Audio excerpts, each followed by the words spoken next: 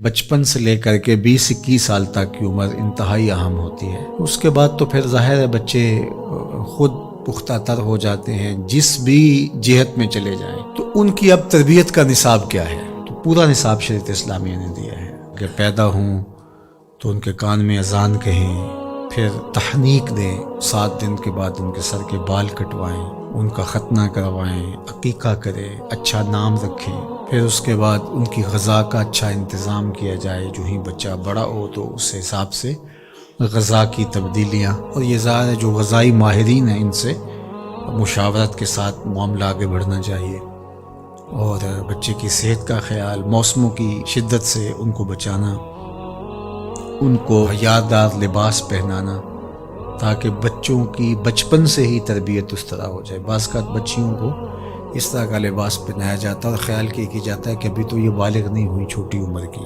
تو چھوٹی عمر سے ہی ان کو جو ہے وہ یہ چیزیں سکھلائی جائیں تاکہ وہ ان کی طبع کے اندر وہ چیز راسخ ہو جائے۔ اگر 9-10 سال کی بچی بھی پردہ نہیں کرتی اور اس طرح کا لباس پہنتی ہے تو بعد میں اس کو اتنی جھجک نہیں ہوگی اور پھر اس کو پردے پہ لانا مشکل ہو جائے گا۔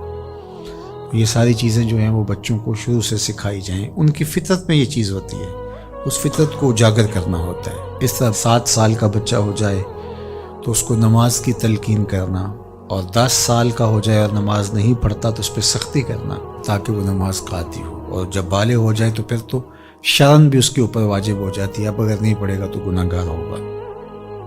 اس طرح عقائد اسلامیہ ہیں اس کے اندر راسخ کرنا تاکہ بچپن کے اندر ہی وہ چیزیں اس کے اندر اترنی شروع ہو جائیں۔ اس حوالے سے حضرت لقمان حکیم کا اپنے بیٹوں کے ساتھ جو مکالمہ ہے قرآن نے بیان فرمایا ہے۔ وَإِذْ قَالَ لقمان، جب حضرت لقمان علیہ السلام نے کہا لابنہ ہی، اپنے بیٹے سے، وَهُوَ يَعِظُهُ، وہ ان سے گفتگو کر رہے تھے، ان کو نصیحت کر رہے تھے، ان کو واعظ فرما رہے تھے، یا بنیا، اے میرے بیٹے، لا تشرک باللہ، اللہ کے ساتھ کسی کو شریک نہ ٹھہرانا۔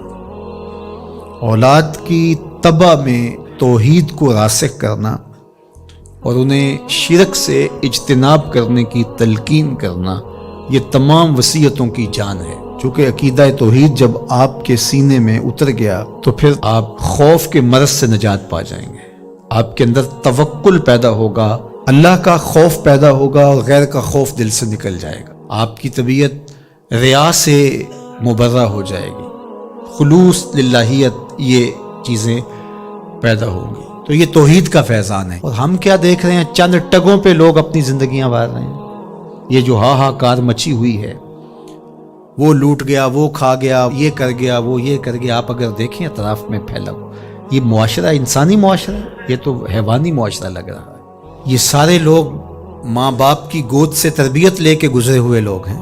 اسی طرح سکول، کالج، دانشگاہیں، ادارے، یہ سارے اس آغوش سے گزر کے گئے۔ 16-17 سال بچہ استاد کی تربیت گاہ سے گزر کے گیا ہے، لیکن وہاں جا کر کے اس کا پیٹ ہی نہیں بھر رہا، رشوت کا بازار گرم کر لیا۔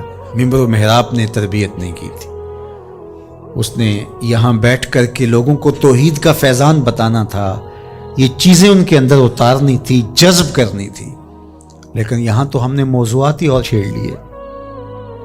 نظری مسائل میں خطیب الجھ کے رہ گیا، اور نتیجہ کیا ہوا ہے کہ قوم کی تربیت کا فریضہ اس سے عہدہ برائی نہیں ہو سکا۔ اور آج ہمارے دفاتر کے اندر رشوت کا بازار گرم ہے، تھانے کچہریاں مچھلی منڈیاں بنی ہوئی ہیں، آیان سلطنت سے لے کر کے درجہ چہارم کے ملازم تک آپ دیکھ لیجئے گا، لوٹ مار کا بازار گرم ہے۔ یہ پورا معاشرہ وحشیوں کا معاشرہ ہے، گدوں کی طرح ایک دوسرے کو نوچ رہے ہیں۔ تو یہ جرم تو میرا ہے نا، میں باپ ہوں، میں نے تربیت نہیں کی۔ اگر میں نے تربیت کی ہوتی، میرا بیٹا جس منصب پہ بھی ہوتا، ملک سے بھی وفا کرتا، اسلام سے بھی وفا کرتا، انسانیت سے بھی وفا کرتا، لیکن اگر میرا بیٹا منصب پہ پہنچ کے وفا نہیں کر رہا تو میری تربیت میں نقص تھا۔ مختلف اساتذہ سے 15-16 سال وہ پڑھ کر کے گیا ہے، ماں باپ کے پاس رہا، اس معاشرے کی آغوش میں پلا پڑا، تو پھر اس کا مطلب کیا؟ پورا معاشرہ کرپٹ ہے نا، یہ معاشرے کا نقشہ ہے۔ اگر ہم نے تربیت کی ہوئی ہوتی تو یہ نتیجہ کبھی نہ ہوتا۔ تربیت کا عمل مفقود ہو گیا ہے۔ دانشگاہوں سے لے کر کے ممبر و محراب تک، آغوش مادر سے لے کر کے معاشرے کی پھیلی ہوئی وسیع آغوش تک سارا نظام ہے جس کا چہرہ، جس کے خد و خال اب ہمارے سامنے آ گئے، اور آنے والا دور کتنا بھیانک ہوگا ذرا تصور کیجئے۔